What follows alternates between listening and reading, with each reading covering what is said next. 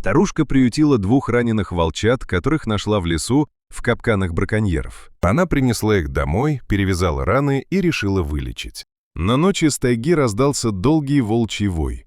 Старушка подошла к окну и замерла. На опушке, прямо напротив ее избы, стояла целая стая волков. И то, что произошло у ее дома той ночью, старушка потом вспоминала до конца жизни. Зинаида проснулась еще до рассвета. В доме было холодно, печь остыла, а на стекле выросли ледяные цветы. Она накинула платок, подбросила дров и немного посидела у огня. Жила она одна уже много лет, в поселке говорили. С характером старуха. А Зинаида отвечала: в тайге без характера нельзя. Когда рассвело, она взяла лыжи и старый карабин и вышла в лес. Снег был чистый, почти. Через полкилометра она остановилась. Поперек ее лыжни тянулся грубый след снегохода. «Опять браконьеры», — нахмурилась она.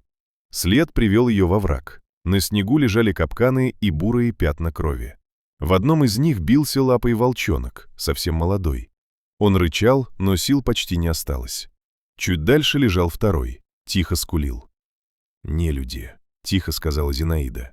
Она сняла шарф, накрыла голову первому волчонку и навалилась всем телом. «Потерпи». Капкан щелкнул и разжался. Волчонок попытался укусить ее, но она ловко схватила его за холку. «Благодарности не жду».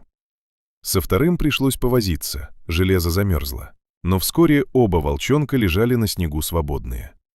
«Ну что, домой?» Она погрузила их на волокушу и медленно потащила вверх по склону. Когда показался ее дом, руки уже дрожали от усталости. «Дожили. Старуха волков таскает», — усмехнулась она. Дома Зинаида промыла раны и наложила повязки. Один волчонок оказался крупным и сильным, второй — маленькая самка. «Живите», — сказала она вечером. Самца назвала Гром, самку — Искра.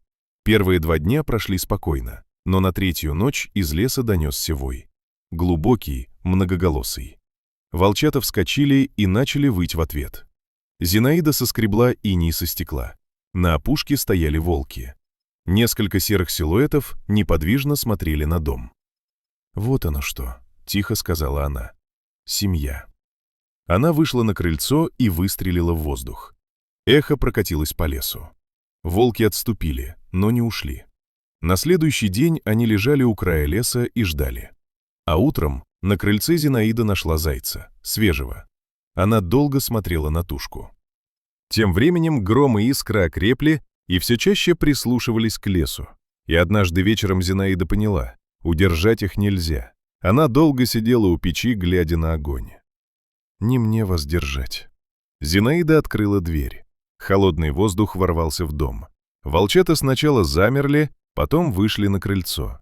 На опушке стояли серые фигуры. Гром оглянулся на нее. Она махнула рукой. «Идите, глупые». Через секунду волчата сорвались с места и побежали по снегу.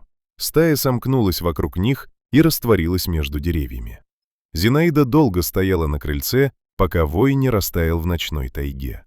Потом закрыла дверь, подбросила дров в печь и тихо сказала: «Ну вот, теперь все правильно».